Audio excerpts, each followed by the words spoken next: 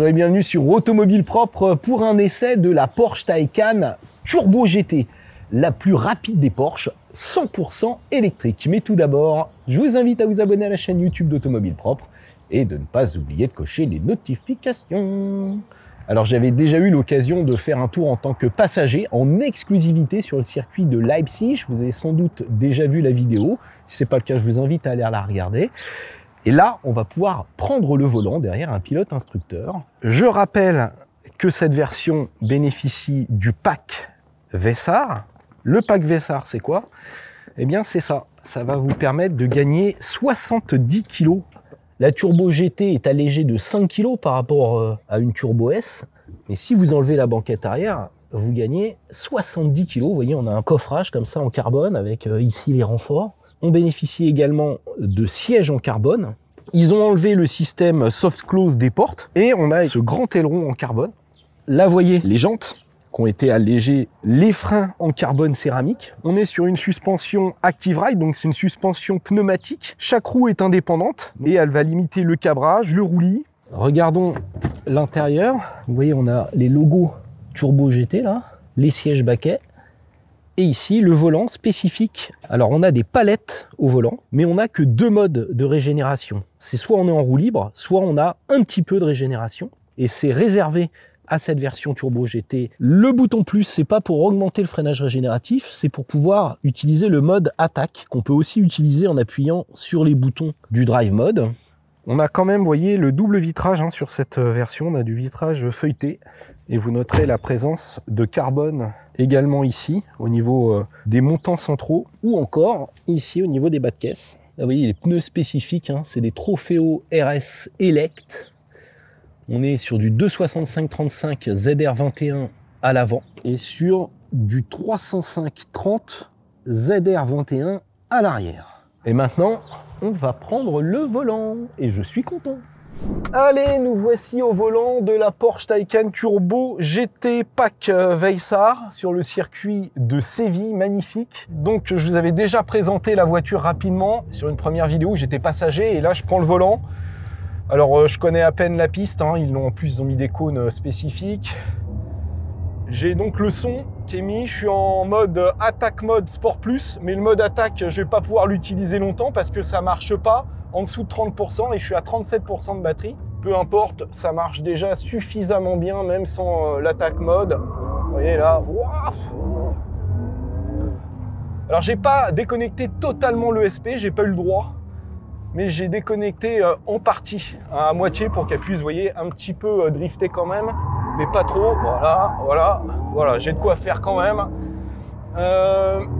Elle fait 2220 kg avec le pack Vessar, donc sans la banquette arrière.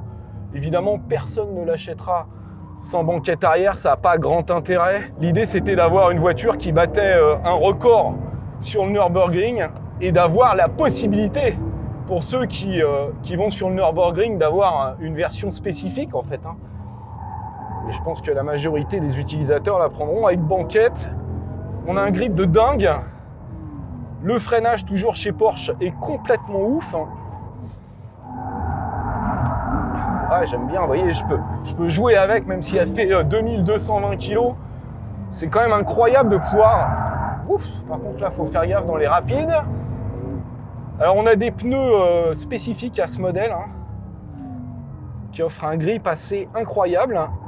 Et puis, encore une fois, on a deux moteurs, 4 roues motrices, des suspensions pneumatiques indépendantes, le Porsche Active Ride. Donc la voiture ne prend pas de roulis, elle peut même se mettre en mode hélicoptère, c'est-à-dire qu'elle se met vers l'avant comme un hélico pour éviter de cabrer. On a le PTV+, donc le système qui permet, on va dire, d'optimiser la motricité sur les roues arrière, pour faire finalement comme un autobloquant sur une voiture thermique. Alors là, il va me proposer un launch control. Voilà, il est parti comme une balle. Donc pied sur le frein, à gauche, j'envoie, launch control activé, prêt. Ouh, j'ai encore faire des wouf wouf comme un clébard, moi. Ça... Ouf. On prend les freins. Alors on a les freins en carbone céramique à 9000 €. Donc ça freine fort, autant vous dire. Et puis il y a de l'endurance. 6 pistons devant. Maintenant, vous avez un feeling un peu particulier au niveau de la pédale de frein, puisque quand vous enfoncez la pédale de frein, vous êtes d'abord sur le freinage régénératif, et après, vous êtes sur le freinage traditionnel. C'est pas évident de faire les commentaires en même temps, parce que je peux vous garantir que c'est une fusée, j'ai que 2 tours. Wouh, ça faisait longtemps que je m'étais pas éclaté avec une caisse électrique, comme ça. Hop. Je sais pas si vous voyez le compteur de vitesse à la caméra, mais ça pousse fort fort. Hein. Ouais, là, je suis tout de suite à 180 alors que c'était une toute petite ligne droite. On est sur le 0 à 100 en 2 secondes 2. Et ça prend 305 km/h. Encore une fois, le feeling à la pédale de frein, il faut s'y faire. Hein. On est vite sur l'ABS. Bon, on arrive à jouer un peu quand même. Allez, là, on se fait une grande ligne droite. Je mets le Massive Attack. Ah, il est plus valable, dommage. J'ai dépassé les 37%, mais je suis quand même à 2,45. Ouf! Je peux pas m'empêcher de faire des bouffes. Bon, j'essaie de jouer quand même entre les limites de l'ESP. Je me fais plaisir hein, comme je peux. Hein. C'est incroyable, hein, la précision de la direction sur cette voiture. Regardez. Alors la boîte, il y en a une, hein, bien que ce soit une voiture électrique, on a une boîte à 2 rapports et ils l'ont renforcée pour l'occasion pour pouvoir supporter le couple. C'est sympa, hein, ça vous met un à-coup. Est-ce que c'est vraiment utile sur un véhicule électrique? Je sais pas. Le seul problème avec la boîte de vitesse, finalement, je dirais que ça va être l'entretien, quoi. À 246 000 € avec le pack Vézar, c'est pas un petit entretien à 2-3 000 € qui va vous perturber. Hein. Puis les commandes, encore une fois, sont extrêmement précises.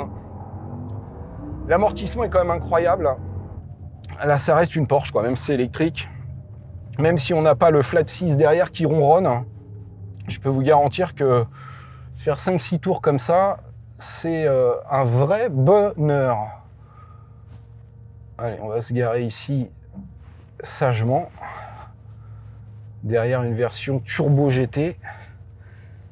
Et j'espère que cette vidéo vous a plu. Moi, ça m'a plu. Et n'hésitez pas à vous abonner à la chaîne. Ciao!